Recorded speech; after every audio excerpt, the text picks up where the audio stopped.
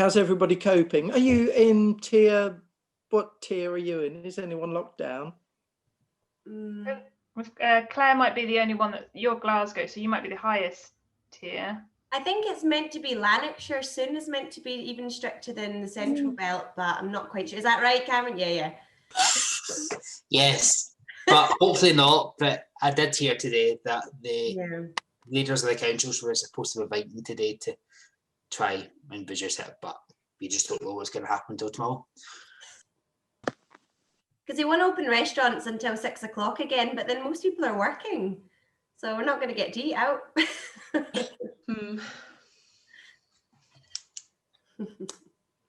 How are you, Matt? How have you been?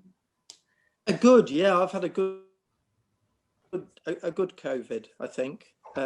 It's quite challenging. Any big change involves, it just makes life complicated. But actually, I think at the end of it, I'll have been one of the fortunate ones. That's good. If I don't die, because I'm quite old. Let's not make those jokes.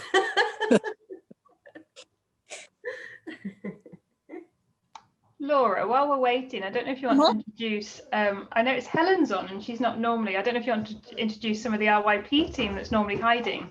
Yeah, definitely, that's a great idea. Well, firstly, hello everyone. This will be a good chance to, for anyone who's still trying to join, we'll let them join. It's really nice to see all of you. Thank you for joining. And for anyone who doesn't know myself or hasn't met myself, I'm Laura and I'm part of the RYP team. And I live very rurally out at the Mullagh Gallery, southwest Scotland, on a beef and arable farm. And then part of the team we also have Jane, Rebecca and Alana, who I'm sure you've all met before, and also the lovely Helen. Helen's on a farm up in Aberdeenshire and she's part of the team as well. And it's lovely to have her on here because she hasn't been on one before, so it's really nice for her to get to come on and meet everyone else as well. And it's great to see so many new people coming on tonight as well, which is lovely. We had a lot of people registered for tonight, so I think we'll just give it a few more moments just to give them a chance to come on and then we'll probably get started.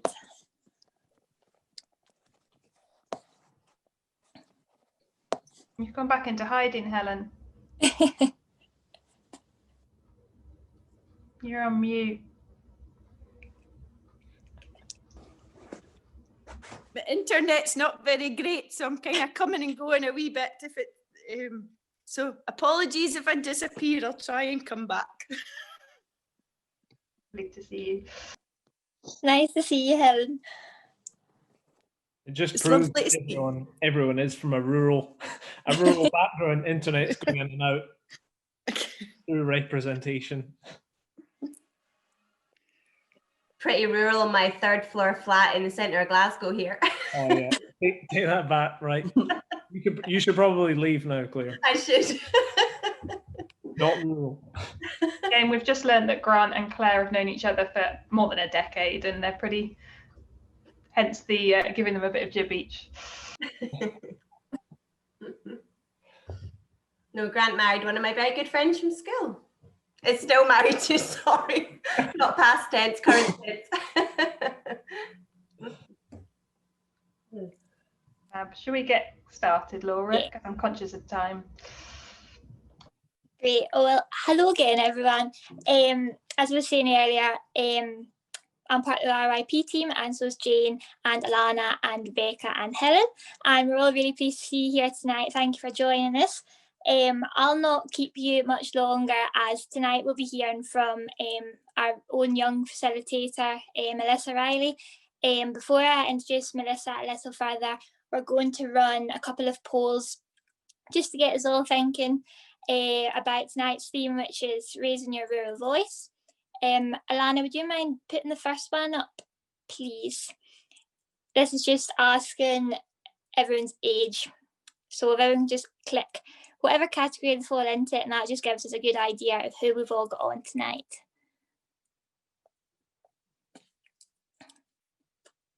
That's great, thank you.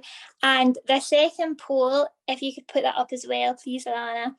In 2018, we issued a survey and it came back to say that 13% of young people in rural areas don't feel as if they have a say or a voice. So it was really interesting to find out how you all feel tonight just before we get started. So if you could just answer that and then we'll move on to the next one, that would be great.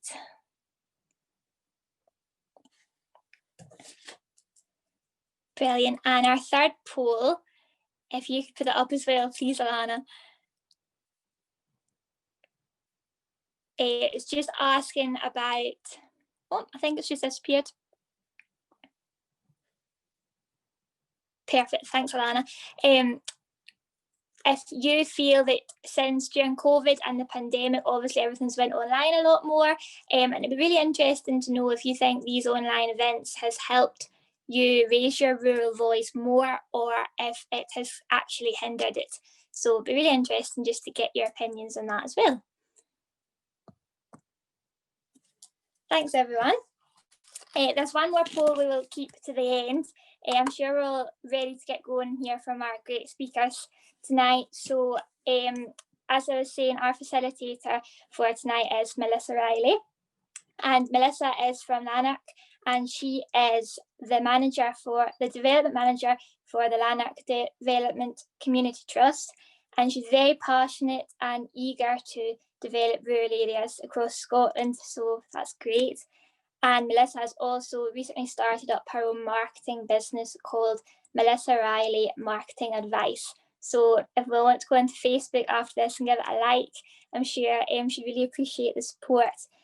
So I'll hand over to you, Melissa, who is going to keep us all right tonight. Okay, thanks very much, Laura.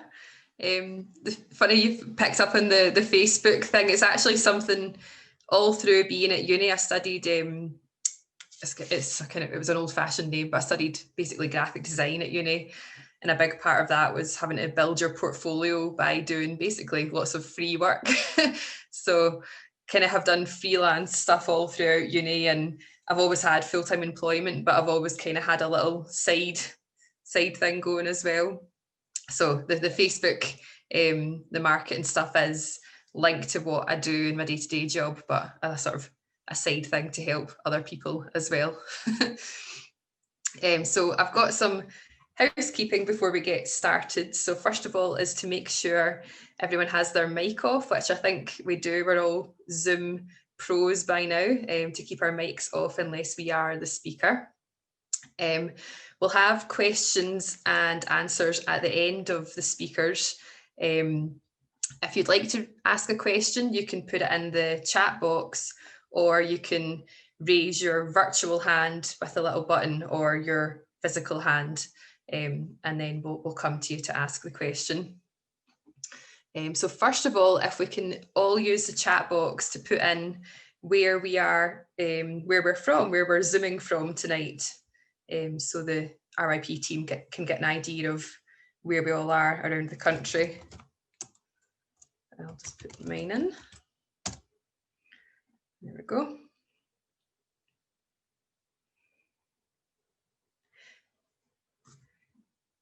With my current work, I manage a horticultural centre, and we've been doing workshops on Zoom, and it's been really interesting seeing all of the international attendees. We advertise them on Eventbrite, which seems to send them all around the world. We've had people from Dubai and Minnesota, I think, is the furthest away person we've had, which has been really interesting. Okay, I think we've all done that. Okay, so now I will introduce our first speaker. So I've got here Matthew, but I might prefer Matt, or it might not matter either way. So Matthew is the Managing Director of Naylor Flowers and the founder of Agrespect, and also a columnist. Naylor Flowers grow over 70 million stems, mind-boggling, of British flowers each year to supply the supermarkets, and the business also manages commercial property, produces renewable energy, and has a labour and recruitment agency. A busy man. Matthew is also a Crown Estate Nuffield Scholar, studying product differentiation in small businesses. And there's a whole big list of accreditations there, which you can see on the Facebook graphic if you want. And Matthew, as I said, is the founder of the Agrespect network, which celebrates LGBTQ+ people in farming and rural communities. So it's going to be great to hear from Matthew tonight. So I will pass you over now to Matt, and I will mute myself. Good evening, everyone, and thank you for the invitation to talk to you. It's good to see some familiar faces as well. I had a brilliant time when I came up to the festival to join you all a couple of years ago, and goodness knows it'll be nice when we can start doing face-to-face things again. So thinking about the topics, I've been thinking about this, having a voice, you rural people having a voice, and picking over what I've done over the 30-something years of my career and working in farming, where I've done that. And I have always had quite a big mouth and never been frightened to talk about, just to be in the spotlight. And I've always had more than my fair share of publicity. So yeah, I could probably talk a bit about that, and you can draw on the bits that are useful to you. I think we know that a lot of people in rural areas do feel quite isolated and underrepresented. And I know when I was younger and growing up, yeah, that was how I felt. And it's really interesting for me now, as someone who's middle-aged, or hopefully I'm middle-aged, I'm in the middle of my 40s, I might be more than that, but it's interesting to see where I've got to, because inside I still feel like the nervous teenager worried about how he was going to make a living and how he would compete with the people with big businesses. And that drive, and I think some people would call it a chip on your shoulder, and that probably is what I had, but that's still there inside me, really, that characteristic. And it's very interesting as you get older and you see your peers, those people who went to college, whose dads had loads of money, who were very cocky and privileged. They don't always do as well in life. They take things for granted a bit. And the people who are looking for solutions, working hard, always trying something new, those people every year, most of them, go on to a bit better, whatever better means, a bit bigger things or more interesting things as the years go by. So yeah, just sticking at a course and sticking to what you believe in year after year, it does get you to places. The thing I didn't realize when I was young, when I was talking to other people, whether it was customers, which is something I've always been interested in, finding places to sell services or things that I was growing, or whether it's talking to other people with similar businesses who we might partner up with, or whether it's talking to politicians because you want them to do something that you believe in. I don't think I ever realized that most people are driven by their own self-interest and their own problems. They're not actually that bothered about, they don't scrutinize other people or judge them quite as much as I thought they did when I was young. And it's interesting to, once you realize that most people are driven by what's in it for them, then it becomes much easier to communicate with people, because you have to be telling them something that's interesting to them. And I think it's also quite liberating, because most people don't judge you as much as you think they do. But there are two ways, really, if you want to be heard and get yourself noticed, and this is a relatively new thing for me. You can do it by becoming part of the establishment, by getting onto a parish council, and then getting into local politics or getting involved with an industry trade body or the young farmers or the farmers union, and getting involved and being heard that way. But the other way that you can do it is by being a real pain in the arse to people in authority, being a real problem.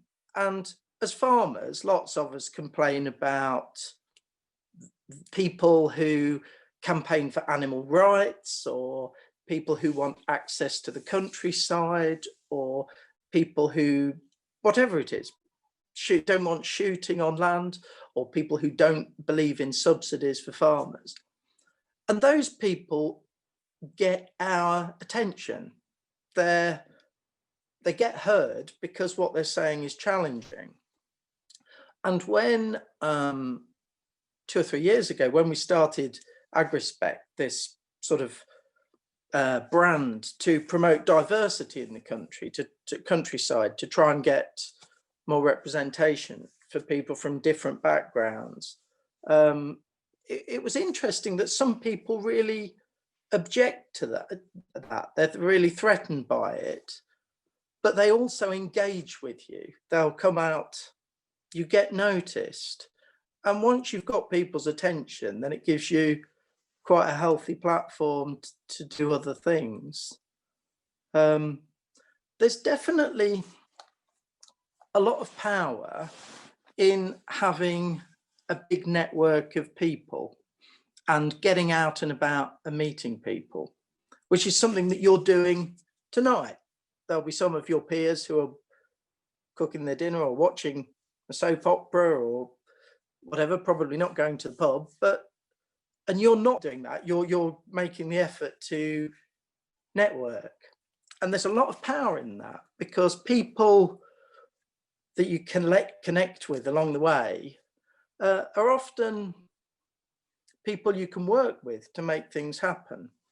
And for me, when I was trying to, I suppose in business and in the stuff that I've done with Agrespect, or when I was involved with LEAF, linking environment and farming, there were, that you find that often people that you've met, you can bring together to make things happen. So it's telling you something that you probably all understand very easily, but the more places that you go to meet new people, and the more, I suppose that with the more curiosity that you have when you engage with them, the better. Because I suppose I was very quick to judge people, but now I realise that most people have got something that's pretty interesting in their lives, if you can uncover it, and something that's fairly useful, to you, whether it's as a lesson or as something that you could work with. And it depends what your individual aspirations are. For me, for many years, it was just to find crops that I could grow and sell profitably. And I wanted people who would buy them. I tried lots of different things that failed to get to it. But I think what would be more interesting, being as there's lots of bright people here, to ask a few questions and for me to sort of be steered by what you'd like to hear. I'll be very honest about everything that I've done, my failings, just as much as anything that's appeared successful. Just pick away at my brains, because I've forgotten half of what I've learned. Okay, that's great. Thanks very much, Matt. So if anybody has any questions, could you either raise your human hand or your virtual hand, or you can type it in the chat box. Just while we're waiting for someone to put a question in the chat box, I'll ask, something going there. Matt, if you could give, you said you'd going back about 30 years to the start of your career, if you could go back to that point and give your younger self a piece of advice, what would it be? Interestingly, if I'm really honest, I I'm not a natural farmer, and it's difficult to use the right word. Let's just say my family put a lot of subtle pressure on me to get involved with farming. We have a small business, and I wasn't very worldly. I didn't know what else there was in the world. And I think that is difficult, because where I grew up, although it's only an hour and a half from London, it's an hour and a half from everywhere. There's nothing nearby. And so it's very difficult if your local town's got a really small nightclub that doesn't really reflect anything different to you, or the theatres don't show anything that's different. It was a very small world. So I think that the best thing that I did, and it didn't happen until I was 30 and had started to make money, because not only did I not have much money, I didn't have any time to go anywhere. So it was a vicious circle of never learning anything new to enable me to earn more money and take more time off. And so that sort of changed when I started traveling about. And then in my 30s, I got a bit addicted to things like Nuffield and the Worshipful Company management course. And I did every course going in the industry, because I just was so keen to meet people and see new things. And I was probably quite privileged that the Farmers Weekly column gave me a bit of an insight into more and allowed me to travel. But believe me, the Farmers Weekly pays so little, and they're not that judgy. They'd pretty much let anyone write for them. And they print most of what I say, so long as my job really is to say something fairly objectionable and get people to write letters in. Because they don't pay me much, but they don't have to pay anything for the letters. So if I can fill a page with letters, that's worth about 400 quid to them. So that's sort of how it works, really. It doesn't, when you've written, I used to write for a local newspaper. We've got the CLA, right? They have a magazine. They're begging me to find a gay person to write write something in there, just because that's what they fancy. And I think every publication is looking to publish something interesting that they don't have to pay for. And not everybody's has a voice that they can capture through words, but video, blogs, and different things. There are different ways of putting that information across. Or if you're good at photography, and lots of people who will put your story across for you. So yeah, what was I like then? Yeah, I was quite a timid soul. What advice would I give to myself? I don't know. I mean, it's worked out all right. And the interesting thing, unlike those people that I was scathing about, people that I knew whose dads had loads of money, and my life started, it was hard work and I was learning stuff, but it's got better. And it hasn't, if you start rich, it doesn't get any more interesting. So, yeah, so I think that is, yeah, don't be frightened, or don't feel bitter that it takes 20 years to create something interesting. So long as life's getting more interesting every year and you're learning, and the mistakes don't matter too much. Great. I think I really agree with what you're saying about keeping learning and developing yourself by taking opportunities, like if you get a chance to do a course, or things like the Rural Changemakers programme and the Smart Village programme, kind of like the Jim Carrey film, The Yes Man, like just say, unless it's completely mental, basically say yes to it, because what's the worst that can happen? Great, we've got a couple of other questions. One from Claire Taylor. Can you describe a major setback you experienced and how you overcame it?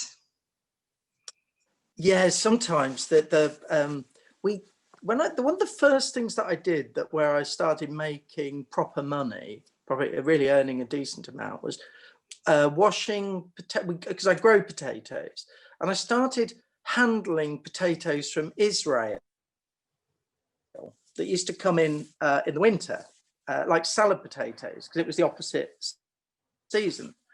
And it was around about the time that peanut allergies were becoming fashionable, and everybody had one.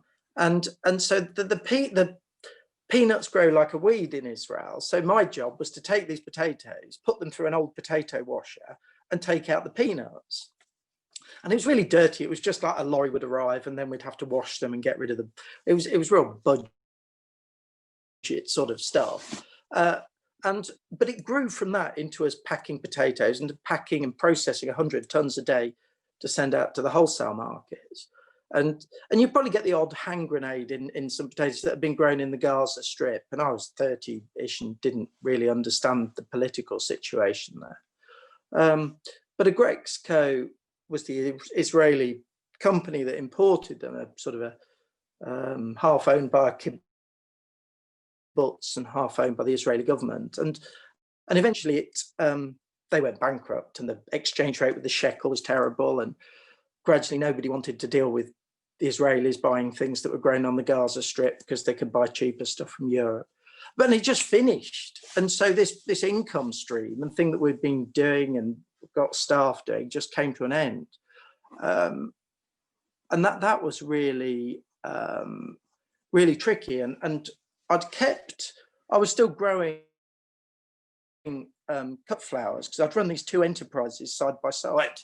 And I think, excuse me, and I think that when you're young, it isn't a bad idea to have two dreams running side by side, particularly if they're both small. So I do often have a side hustle, which is how I've come to have a labour. I had a meeting tonight because we started a labour agency 2 years ago to provide all of our own staff. We use a lot of seasonal staff, but when we got so we were employing them for most of the year, we decided to run our own agency. And weirdly, because we didn't set it up to make a profit, it's turning over about 3 million quid a year now, and we haven't worked particularly hard at it, but it was just a bit of a side project that we've managed quite well. I think just applied good business principles, got good people to run it, and had strong financial controls. But whatever that is, that when in its real basic form could have been when I was farming and had a small amount of money for writing a magazine column, or I've always done up property at weekends and always had a few little rental houses and things like that. So yes, it's always about hedging your bets with a second option, I suppose, is one. And the other thing is resilience, because the other thing that I've done many times is I've kind of realised a bit too late that I was pissing someone off in business and then feel that I've blown it. And there's nothing more lonely than that. But you do always come out the other side of that stuff. Okay, that's great, thank you. Another question in the chat box from Kieran Sinclair. Kieran's asking if you could expand a bit more on the launch and evolution of Agrespect. Yeah, it was a bit of a weird concept. I've always felt that farming is a bit of a club. If you look at agriculture, and I'm probably referring more to England, if I'm fair, which I think is much less progressive than north of the border. But if you look at the agricultural, people complain all the time that there aren't enough new entrants, aren't enough people coming into farming. But if you say, we don't have, there are so few female agronomists. I don't know any black agronomists or, Indian agronomists. So if you say, well, really, we'd prefer not to employ a woman, and we'd prefer not to employ someone gay, and we'd prefer not to employ anybody who isn't white, then you ruled out nearly 70% of the population, certainly 60%. So you can start to see why they're short of new entrants. So it's not just about waving a flag in our own gate, and that's kind of doesn't really make any difference to anything. It's not really about me waving a flag about that looking for attention. It's more of a symbol that if we're not truly inclusive, if people aren't allowed to be themselves, then we're going to limit the number of people coming into the industry. So in terms of how did it come about, we started a website and started putting up some stories just to show that there actually are gay people working in, lesbian people, transgender people working in agriculture. And as a result of that, it sort of gave a lot more people the confidence to be open about it. And we also got businesses, farming companies, to sign our pledge that they opposed homophobia and were wanted to be inclusive employers. And we're very lucky that we approached a lot of big businesses, Sainsbury's, Barclays, Fent, Massey Ferguson, and all the banks, all the supermarkets, McDonald's, and they all signed it. So we were able to get their logos on our website, which was a fairly cheap and quick way of just making ourselves look like an enormous global brand without spending any money. And then Massey Ferguson offered to do a tractor in rainbow livery, which we took to Brighton Pride. And I think it surprised people to see it. So that got a lot of publicity. And this year, had we not had this wretched virus, we were going to be at Edinburgh Pride and then drive our tartan rainbow tractor back to the Highland show. And the idea of bringing the two together was really exciting. We got so much support, but sadly, like a lot of great things, it's had to be put on hold. So it was fairly easy. And I think that the thing I'd say to Kieran is that was easy because actually it's pushing on an open door. I think it's a fairly small ask to ask people not to be homophobic in 2020. And so that was relatively easy. But as a campaign, it's worked because we're pulling together lots of different strands, I suppose, in a way that hadn't been done before.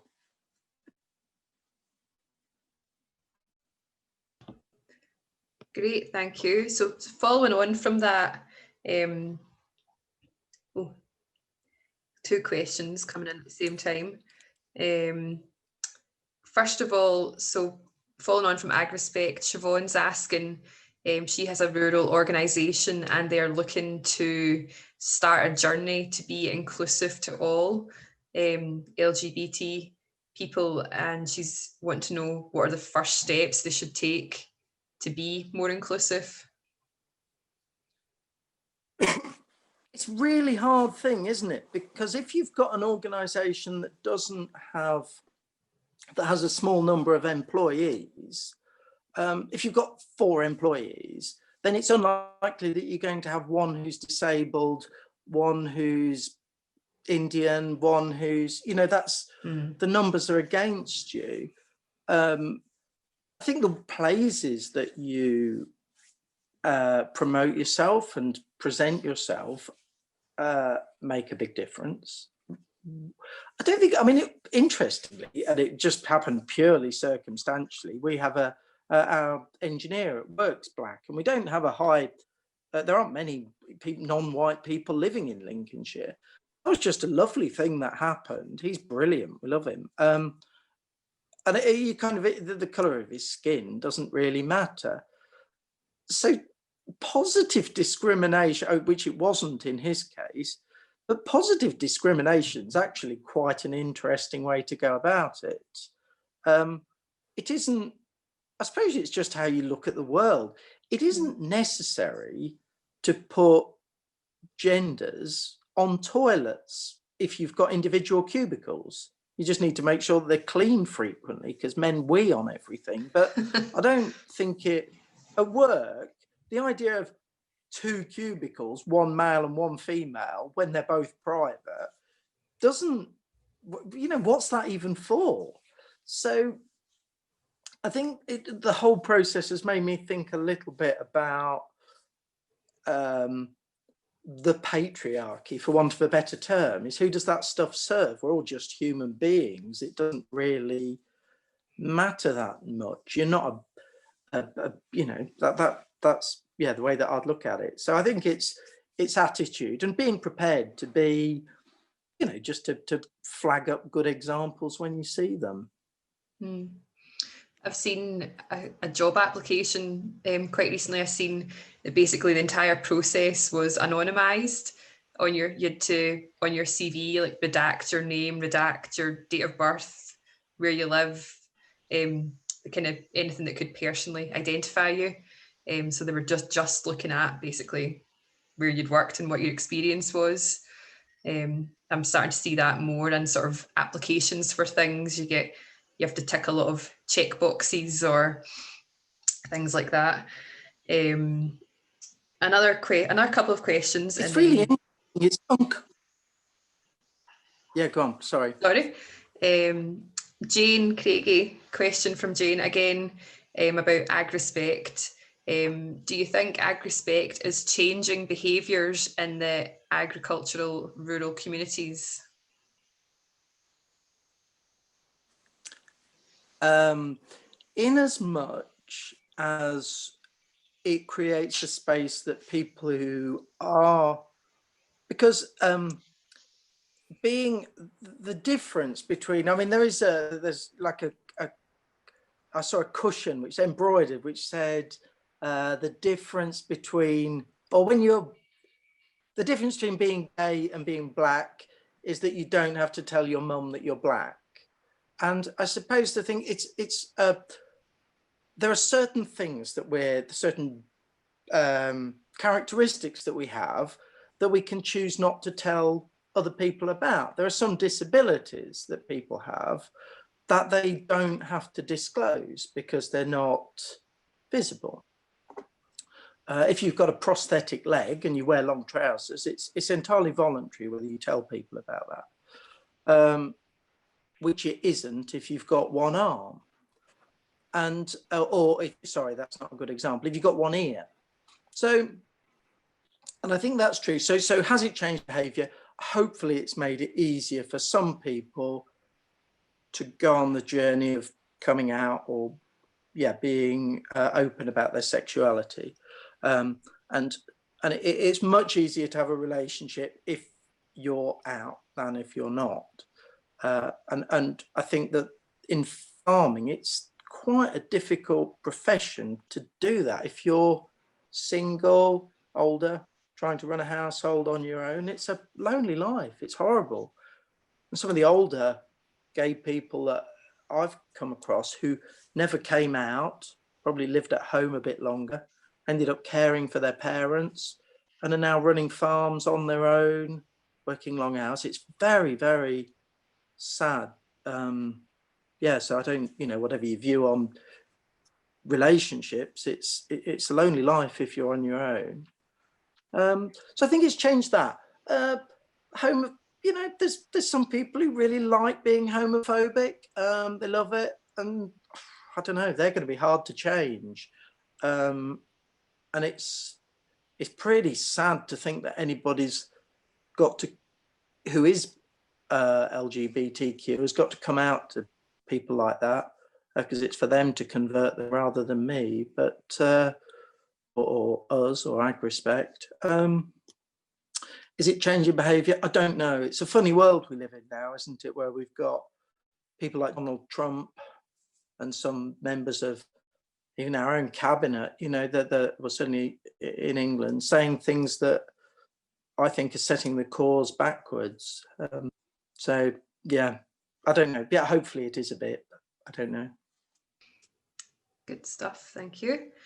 So going on from the topic of long hours, we'll have one last question here. It's from Eleanor, and she's asking, what are your time management tips? So Eleanor's basically already too busy, wrapped up working 24/7 to be able to do these courses and extra things for self-improvement. So basically, do you have to rearrange your life to make time for the self-improvement?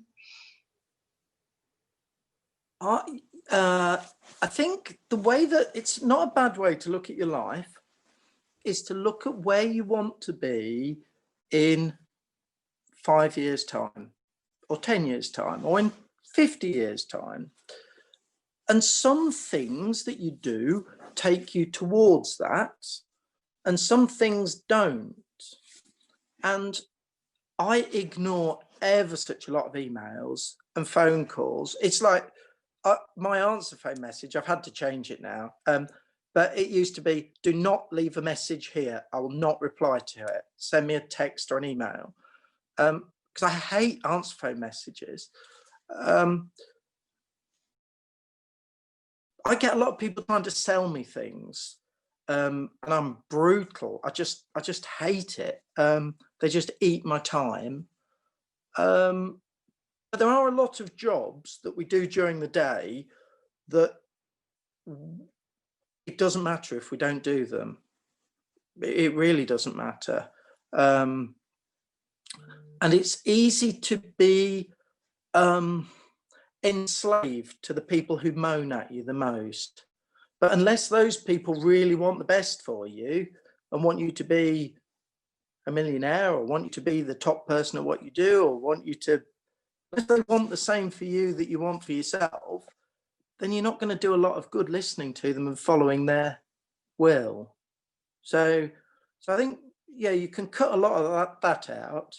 And I think that I know I don't do it myself, alcohol really zaps your energy. I still drink lots of it. I do yoga occasionally.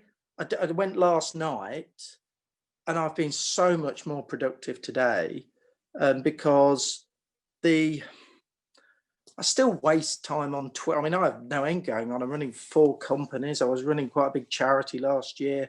We've got a couple of hundred staff. There's no end going on, but I still probably spend 3/4 of an hour a day on Twitter, which I ought to just be, told off for. I still waste lots of time, really. But it's cutting out the people who are not helping you get to where you want to be, and focus on the clients or the boss or the jobs that are really going to get you to the next level. Otherwise, you get on a treadmill of just, doing what other people tell you.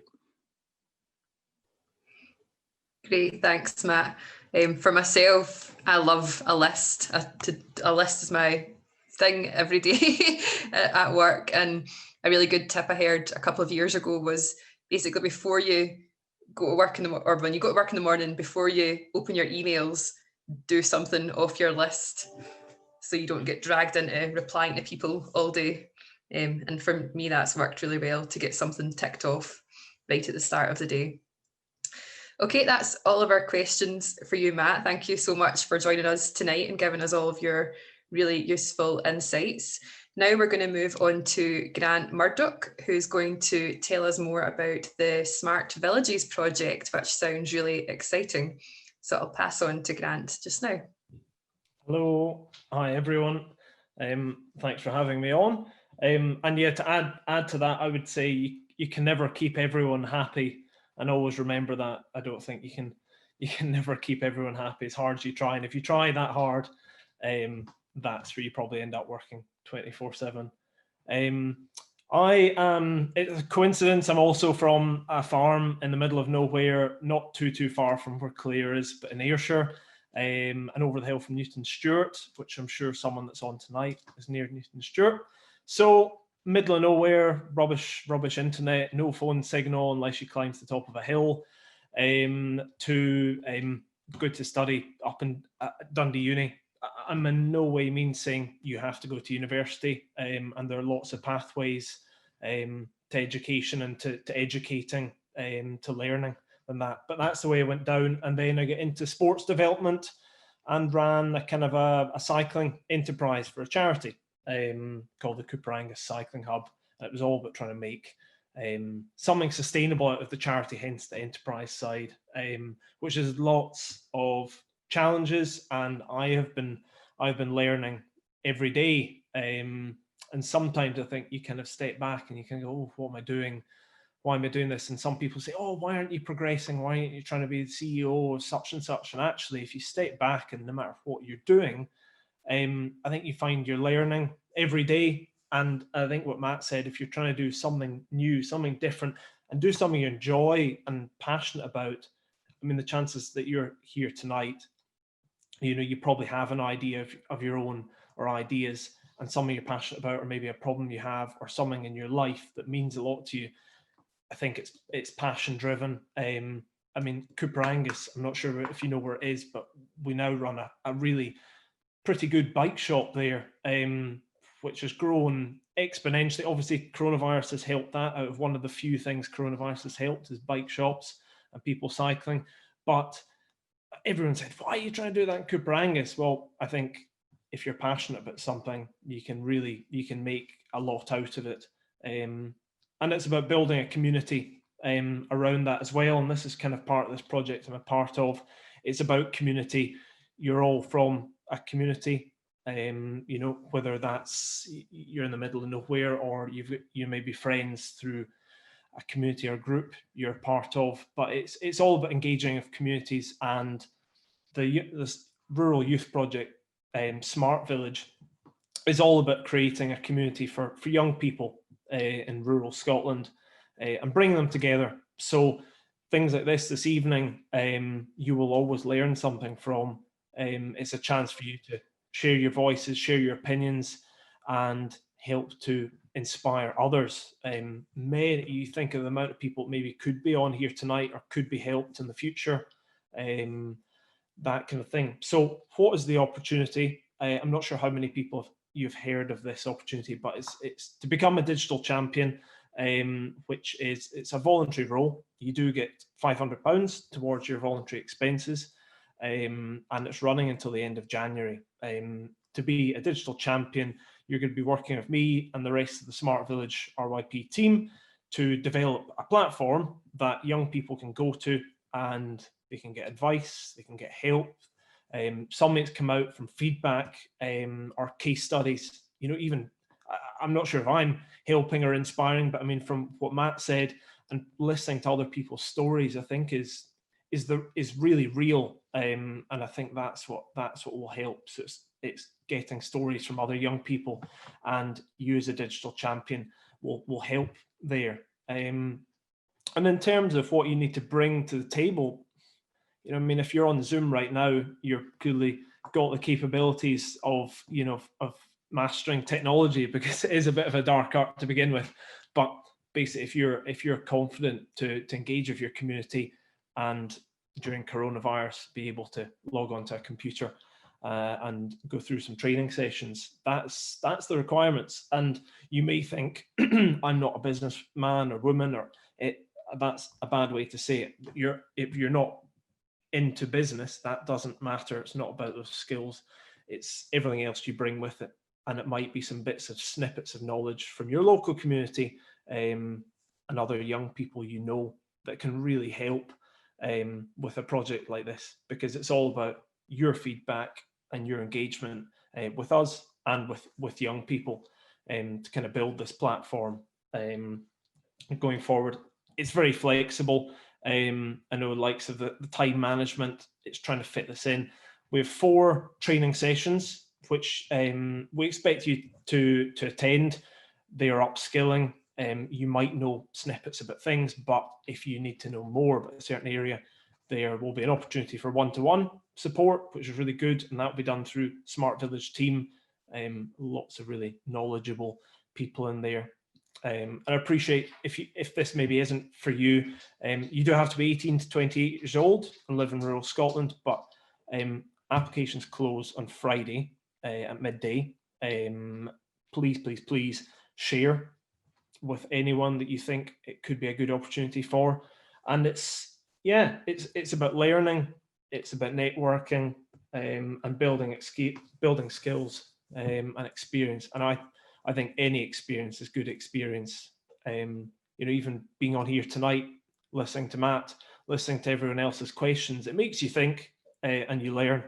And that's what this is about. And yeah, and building that rural voice, because living in rural Scotland is not easy, with communicating and having a voice. And this is what this platform is all about. I could probably go on and on all evening about it, but if you want to find out more, please do send me an email. I'm just popping it in the chat now. So it's youngperson@smartvillage.scot. And I think so just email me. I was going to ask for other people's emails, but if you can email me if you want to hear some more information. If you are on Facebook or Instagram, just type in Smart Village Scotland, and you will see the press releases on there as well. I think Alana has put a link in there as well to the blog about the Smart Village Digital Champion. So it's an application, will take you about 30 minutes to an hour. I mean, it could take you 10 minutes if you want to rattle through it really quickly, but it's not a strenuous application to put in. It'd be really great to work with you, and maybe anyone you think of. It's a great opportunity to learn and help more young people in rural Scotland. Thank you. Brilliant, thank you, Grant. That sounds like a great project to be involved with. Does MD have any questions for Grant? I think we're okay. You can see in the chat box there, Alana's put in the link to the website with more information, and Grant's put in his email as well. So take a quick note of that if you're looking to apply to the project. Okay, that's me for this evening, I think. So I'll hand back over to the RYP team. Thanks so much, Melissa, and a big thank you to you, Matt, for coming on and sharing your story once again. I was at the Ideas Festival in 2018 when you came across and shared your story and helped facilitate some of the sessions. Particularly loved the networking session where you basically just forced us to go and talk to people randomly. I think you made someone become Nicola Sturgeon and told them that they had to go up and speak to her as if she was just someone in the room, and it was fantastic. And I think a lot of what you said tonight really resonates in that you should really just back yourself, and sometimes you do have to be the annoying person in the room to get your voice heard, whether that's through the traditional method of a community council or just being the loudest person in the room to get your voice across. So thank you so much, and can't wait till we can welcome you back to another face-to-face festival, hopefully next year. And also a massive thanks to you, Grant. You're doing some fantastic work with us for Smart Village, and looking forward to welcoming you to the Young Rural Changemakers program on Friday. We've got a couple of our changemakers on the call tonight where you'll share a bit more of your story, but a fantastic opportunity to work closer with Grant and upskill in different things that can add to a young person's CV. So if you or someone you know might be interested in getting a bit of additional experience with some I guess cash on the side, although we can't say that, volunteer expenses, Grant's the guy to speak to get all the information on that. We have our final Ideas Cafe for the year, and we will have Minister Mari Gujong coming along and speaking to young people, and potentially another minister as well. So if you have any questions about government, what you want to see changed, this is the perfect place to have your voice heard and use some of the techniques that Matt talked about, and actually I guess have your questions and your questions heard by those who are at the table making the decisions. So that'll be on the 25th of November at 6:30 till 7:30. We'll send around an email after this with some information on how to get in touch with Grant and some more information about Agrespect for everyone to have a look at. But I think that's just about it from the RYP team. Rebecca, if you've got anything else, but if there's no final questions, we'll let you all get back to hopefully watching a rerun of the Great British Bake Off like I'll be doing, and hopefully you're all having a lovely and safe night, and we'll catch up soon.